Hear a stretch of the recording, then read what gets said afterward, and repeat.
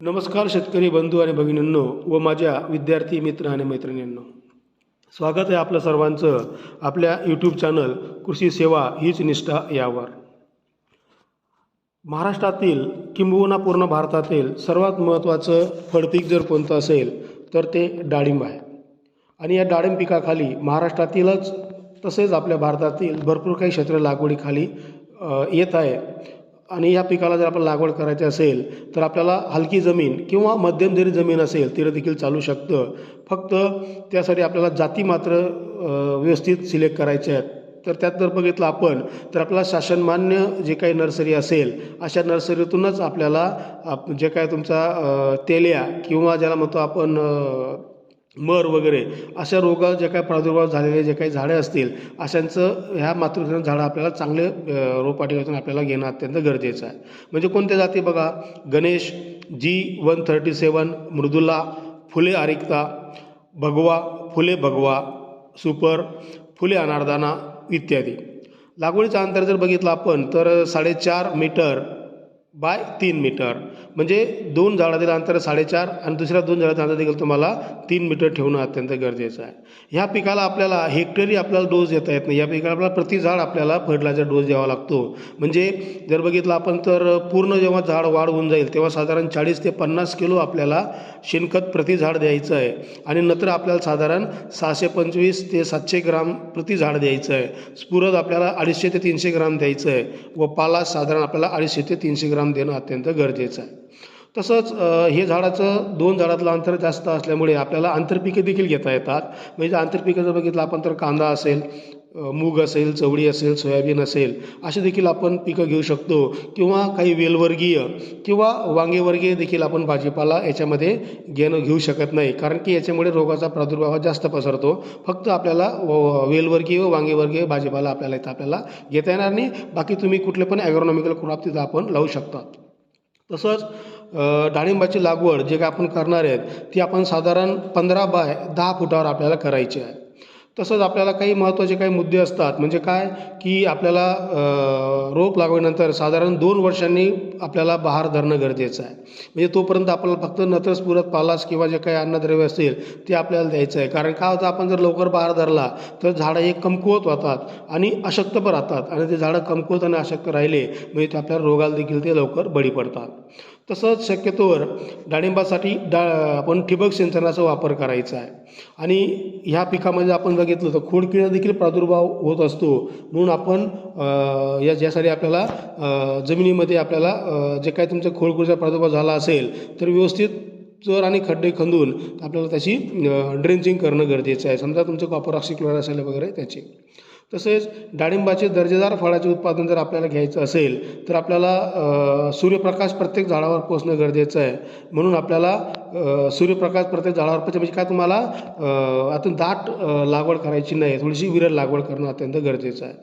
आणि शक्यतो शेतकरी बंधूंनो वर्षातून एकच बहार धरावा. असं नाही ठेवायचं की वर्षभर फुल येतं आहे फळ येतं आहे असं करायचं नाही. एकच बहार धरणं अत्यंत गरजेचं आहे, म्हणजे फळं देखील चांगले येतील. तसंच आपल्याला जर गुणवत्तापूर्वक म्हणजे ज्या काही आंतरराष्ट्रीय नामांकनामध्ये जर आपल्याला आपलं फळ बसवायचं असेल तर आपल्याला चांगलं सूक्ष्मद्रव्य म्हणजे ज्याला म्हणतो आपण बोरॉन, मॅग्नेशियम, कॅल्शियम एक्सेट्रा जे काही जेवढे काही सूक्ष्म अन्नद्रव्य असतात व जे काही आपले बायो फर्टिलायझर असतात ते देखील आपल्याला त्याच्यामध्ये टाकणं गरजेचं आहे. तसंच खते आपण शक्यतोवर झाडाच्या घेऱ्याजवळ आपण त्या ड्रिपरच्या आत आपण टाकणं गरजेचं आहे. आणि ठिबक सिंचनानेच तुम्हाला सांगितलं की पाणी देणं गरजेचं आहे. आणि समजा पावसाळ्यामध्ये ज्याला पाण्याची गरज कमी असते म्हणून आपण 13 ते 15 दिवसाच्या अंतराने जरी आपण पाणी दिलं तरी देखील चालेल. आणि आपल्या हिवाळ्यामध्ये आपण 17 ते 20 दिवसांनी जरी पाणी दिलं तरी देखील आपल्याला त्याला चालणार आहे. मात्र उन्हाळ्या हंगामामध्ये शेतकरी बंधूंनी एक लक्षात ठेवायची बाब आहे की बाष्पीभवन हे जास्त होतं, म्हणून दर 8 ते 10 दिवसांनी तुम्हाला पाणी देणं त्या पिकाला गरजेचं आहे. तसंच शक्यतोवर जे काही खोडासारीवर जे काही तुमचे भुंगेरे असतात त्याला म्हणतो आपण शॉर्ट होल बोलर, याचा जर आपल्याला प्रादुर्भाव टाळायचा असेल तर 1 लिटर पाण्यामध्ये साधारण आपण काय करायचं, जनरली बोर्डू पेस्ट ज्याला आपण गेरू देखील म्हणतो शेतकरी बंधूंनो, हे लावणं गरजेचं आहे. साधारण 2 ते 2.5 फुटापर्यंत प्रत्येक झाडाला ते लावून द्यायचं आहे. आणि रोगट झाडे असतील किंवा फांदे असतील किंवा पाने असतील ते काढून नष्ट करणं गरजेचं आहे. बहार धरायच्या वेळी शेणखत व निंबोळी पेंड हे साधारण 3 ते 5 किलो प्रति झाड देणं अत्यंत गरजेचं आहे. आता सर्वात महत्त्वाचं म्हणजे काय की डाळिंबावर कीड आणि रोगाचा अत्यंत महत्त्वाचा प्रादुर्भाव होतो. आता कीड आणि रोगाचा प्रादुर्भाव होऊ नये म्हणून आपण जर बघितलं आपण तर याच्यावर जर बघितलं तर पानावर व फळांवर बुरशीजन्य रोगाचा प्रादुर्भाव होतो व फळकूज देखील होते. म्हणजे अल्टरनेरिया किंवा सर्कोस्पोरा किंवा तुमचं म्हणतो आपण ड्रेसलेरा स्पेसीज इत्यादी जर रोग झाले तर आपल्याला नियंत्रणासाठी अझोक्सिट्रोबिन 23% EC 10 मिली किंवा डायफेनाकाझॉल 25% EC साधारण आपल्याला 10 मिली तुम्हाला जनरली घ्यायचं आहे. तसंच तुमचं जर बघितलं आपण तर प्रोपिनोब किंवा मेटॅलेक्झिल मँकोझेब हे आपल्याला साधारण 25 ग्राम प्रति 10 लिटर पाण्यामध्ये घेऊन जर फवारलं तर आपल्याला बुरशीजन्य जे रोग असतात पानावर फळावर वगैरे ते अत्यंत कमी होऊन जातात.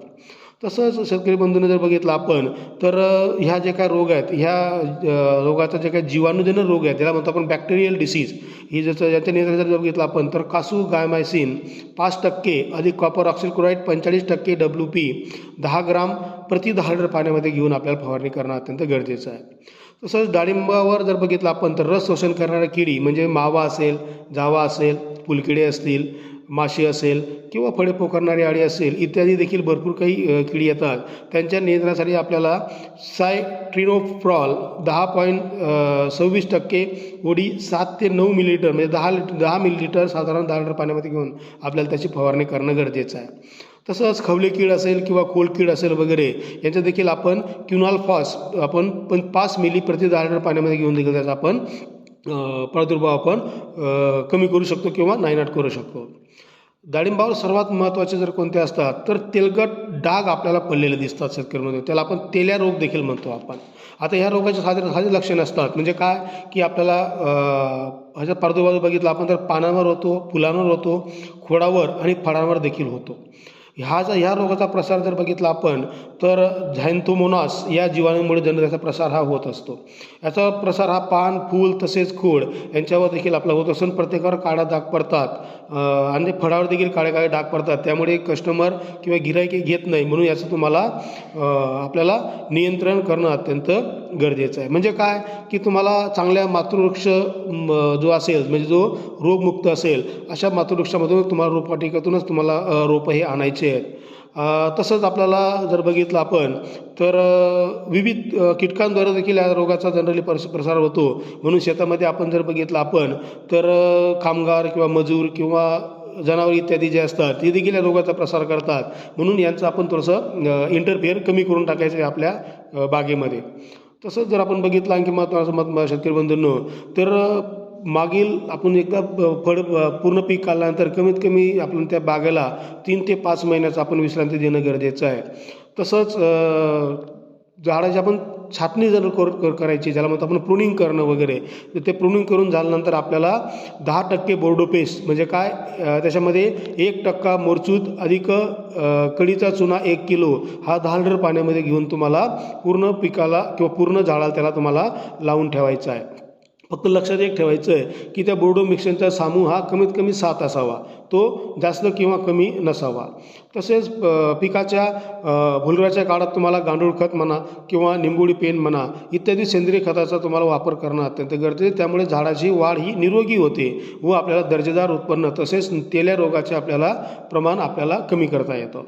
तसंच डाळिंबाचा 3ही बहार हस्तबहार रोगाची तीव्रता कमी असल्यामुळे हस्तबहार शक्यतोवर शेतकरी बंधूंनी निवडायचा आहे. तसेच नवीन एकदा आपण छाटणी झाल्यानंतर तुम्हाला बोललो आहे की नवीन पालवी फुटल्यानंतर आपल्याला बोर्डो मिश्रण आपल्याला प्रत्येक झाडाला आपल्याला लावायचं आहे.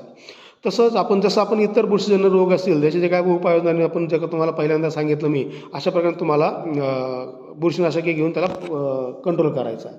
दुसरा महत्त्वाचा कोणता रोग असेल तर डाळिंबावर मर रोग बरोबर ज्याला आपण विल्ट असं म्हणतो. याचं जर आपण बघितलं आपण त्याची लक्षणं जर बघितली आपण तर एखादी फांदी किंवा संपूर्ण झाड हे पाने शेंड्यापासून खालपर्यंत पिवळी होत जातात. झाडाची पाने पूर्णपणे व फळे पूर्णपणे वाढतात आणि ती न गळता म्हणजे ती गळत नाही याच्यामध्ये फक्त न गळता झाडालाच ते लटकून राहतात आणि पूर्ण झाड जर बघितलं आपण तर ते गाभ्यातून वेगवेगळ्या प्रकारचे आपल्याला लक्षणं त्याच्यामध्ये आढळतात. आणि हा जो रोग आहे हा जर आपण त्याचा प्रसार जर बघितला आपण तर आपल्याला खोडामधून जे काही बुरशी असते या बुरशी आपला जनरली ज्याला म्हणतो आपण फ्युजेरियम स्पेसीज या नावाने त्याचा प्रसार हा होत असतो. किंवा सेरोटोस्टिस फिमरियाटा ही देखील एक अत्यंत महत्त्वाची बुरशी आहे, याच्यावर देखील त्याचा प्रसार होतो. किंवा खोड भुंगे जे असतात वगैरे, ह्या भुंग्यांमुळे देखील त्याचा प्रसार हा होत असतो. तसेच शेतामध्ये सूत्रकृमी असेल, ज्याला म्हणतो आपण निमॅटोड वगैरे, तर जर असतील तर ते निमॅटोड देखील याच्यावर तुम्हाला प्रादुर्भाव दिसतो, त्याच्यामुळे तुमच्या मुळावर गाठी दिसतात. किंवा मॅक्रोफोमिना म्हणजे जी काही चांगली बुरशी असते हिचा देखील त्याच्यामुळे नाश होतो. आणि तुम्हाला जर बघितलं शेतकरी बंधूंनो, तर रायझोक्टोनिया या बुरशीच्या रोपांमुळे मडकूज आणि खोडकूज होत असते. म्हणजे जमिनीत आपल्याला जर बघितलं आपण, तर आपल्याला रायझोक्टोनियाचा आपल्याला पूर्णपणे नाश करणं अत्यंत गरजेचं आहे. तसंच रोगाचा प्रादुर्भाव आणि प्रसार प्रामुख्याने आपल्याला जमिनीतून दिसून येतो, रोपांवर देखील दिसून येतो. याचं आपण थोडंसं नियंत्रण बघू शेतकरी बंधूंनो. आता नियंत्रण जर बघितलं आपण, तर चांगला बाग घ्यायची आहे, चांगले वाण घ्यायचे आहेत आणि रोपवाटिकेतून चांगले तुम्हाला रोपं घ्यायची आहेत आणि जमीन ही तुम्हाला मध्यम प्रतीची निवडणं अत्यंत गरजेचं आहे. शक्यतोवर रोगविरहित बागामधून त्या गुटीपासून रोपे तयार केले असतील तर असे ज्याला सिलेक्ट करायचं आहे. जे लागवडीचं अंतर मी आपणास सांगितलं आहे की 4.5 x 3 मीटर असं अंतर ठेवून त्याला लागवड करणं अत्यंत गरजेचं आहे. खड्डे आपण जे काय खणले असतील ते उन्हाळ्यामध्ये त्याला व्यवस्थित तापून घ्यायचं आहे, जेणेकरून निर्जंतुकीकरण त्याच्यामध्ये होऊन जाईल. खड्डे भरताना जर माती पाणी असेल तर आपल्याला 2:1 किंवा 1:1 या प्रमाणात 20 किलो तुम्हाला शेणखत टाकायचं आहे, 2 किलो गांडूळ खत, Nimbodi paint 3 kilo, Trichoderma plus 25 ग्राम, आझोटोबॅक्टर 15 ग्राम व स्फुरद जीवाणू 15 ग्राम प्रति झाड टाकणं अत्यंत गरजेचं आहे. पाणीचं नियोजन देखील व्यवस्थित करायचं आहे. जेव्हा पाण्याची गरज असेल तेव्हा त्याला पूर्णपणे द्यायचं आहे. आणि जर आपल्याला तरी देखील मर रोगाची झाडं दिसली तर ती काढून पूर्णपणे त्याचा जो काही भाग असेल किंवा पूर्ण झाड असेल ती पूर्णपणे त्याला नष्ट करायची आहे. झाडाची छाटणी शक्यतोवर पावसाळ्याच्या हंगामात करायची आहे किंवा उन्हाळा लागण्यापूर्वी आपल्याला करायची नाही आहे. म्हणजे पावसाळा किंवा उन्हाळा याच्या अगोदर आपण शक्यतोवर छाटणी करायची नाही आहे. आपण जेव्हा तुमचा साधारण हिवाळा असेल तेव्हा तुम्ही छाटणी केली तर ते अत्यंत चांगलं राहील. बागेमध्ये मर रोगाची जे काय प्राथमिक अवस्था असेल ती दिसून आली की लगेच बुरशीनाशकाची फवारणी करणं अत्यंत गरजेचं आहे. तसेच आपल्याला जे काही झाडं असतील, जे काही प्रादुर्भावग्रस्त जे काही रोपं असतील किंवा जे काही त्याचा भाग असेल, फळ असेल किंवा फांदी असेल, हे काढून त्याला चांगला खड्डा करून त्याच्यामध्ये त्याची बुजून द्यायचं आहे. तसंच जसं बघितलं आपण तर तुम्हाला बोललो की सूत्रकृमीचं जर नियंत्रण करायचं असेल तर साधारण तुम्हाला 1.5 ते 2 टन निंबोडी पेंट टाकणं अत्यंत गरजेचे आहे तुमच्या जमिनीमध्ये. तसंच ट्रायकोडर्मा व्हिडिओ देखील तुम्ही ते टाकू शकता, साधारण 10 ग्राम प्रति झाडावर तुम्हाला टाकणं अत्यंत गरजेचं आहे. तसेच डाळिंब पिकावर खोडकूज किंवा मुडकूज होऊ नये म्हणून आपल्याला झाडाला मातीची भर द्यायची नाही, त्याला आपण बोर्डो पेस्ट लावून अत्यंत त्याला ठेवणं गरजेचं आहे. तसेच 5 किलो शेणखत देखील त्या जमिनीमध्ये आपल्याला मिसळून टाकणं अत्यंत गरजेचं आहे. तर शेतकरी बंधूंनो, हे 2 महत्त्वाचे रोग आहेत, म्हणजे तेल्या रोग आणि दुसरं म्हणजे तुमचं बघितलं आपण तर मर रोग. या दोघं रोगांचं अत्यंत आपल्याला जैविक नियंत्रण करायचं आहे, रासायनिक नियंत्रण करायचं आहे. जर आपण व्यवस्थित त्याचं नियंत्रण केलं तर आपल्याला डाळिंबाचं चांगल्या पद्धतीने आपल्याला त्याच्यामध्ये उत्पन्नही येऊ शकतं. आपण हे जे काही डाळिंबाचं उत्पन्न घेणार ते घेताना फक्त शेतकरी बांधवांना माझी परत एक विनंती आहे की शासनमान नर्सरीमधूनच घ्यायचं आहे. तसंच दुसरी महत्त्वाची गोष्ट म्हणजे काय, घेत असताना आपण त्या रोगावर त्या झाडांवर कुठल्याही रोपावर कुठल्या प्रकारचा प्रादुर्भाव झाला नाही याची आपण दक्षता घेऊन मगच ते झाडं आपल्याला लावणं गरजेचं आहे. किंवा आपल्या महाराष्ट्रामध्ये तुम्हाला अगोदर सांगितलं की आपलं जे काही सोलापूर जे आहे ते सोलापूर जिल्ह्यामध्ये नॅशनल रिसर्च सेंटर जे इंडियन काउन्सिल ऑफ ॲग्रिकल्चर रिसर्चचं आहे तिथल्या शास्त्रज्ञांचं देखील कन्सल्ट घेणं अत्यंत गरजेचं आहे. किंवा मग लखमापूर म्हणजे महात्मा फुले कृषी विद्यापीठ राहुरी अंतर्गत लखमापूर देखील डाळिंब संशोधन केंद्र आहे. या ठिकाणी देखील शास्त्रज्ञ असतात, या शास्त्रज्ञांचा देखील आपल्याला सल्ला घेणं गरजेचं आहे. तसंच आपल्याला फक्त सल्ला घेऊन महत्त्वाचं नाही आहे, तर आपल्याला पूर्ण मार्गदर्शन म्हणजे फ्रॉम लागवडीपासून तर काढण्यापर्यंत आपण त्याचं मार्गदर्शन घेतलं तर आपण डाळिंबामध्ये चांगल्या पद्धतीने आपण त्याचं उत्पन्न हे घेऊ शकतो. तर शेतकरी बंधूंनो, आपण सर्वांनी डाळिंबाचं चांगलं उत्पन्न घ्यावं. तसंच जर काही समजा आपल्याला काही अडचणी असतील तर मला तो आपण कॉमेंट बॉक्समध्ये निश्चितच पाठवा. व्हिडिओ आपण पूर्ण बघितला त्याबद्दल मी आपला खूप खूप आभारी आहे. आपला जर व्हिडिओ आवडला असेल तर नक्कीच लाईक करा, शेअर करा व त्याच्यावर कॉमेंट देखील करा. तसंच अजून जर आपण व्हिडिओला सबस्क्राईब केलं नसेल तर कृपया त्याला सबस्क्राईब करावा ही नम्र विनंती. जय जवान, जय किसान, जय विज्ञान.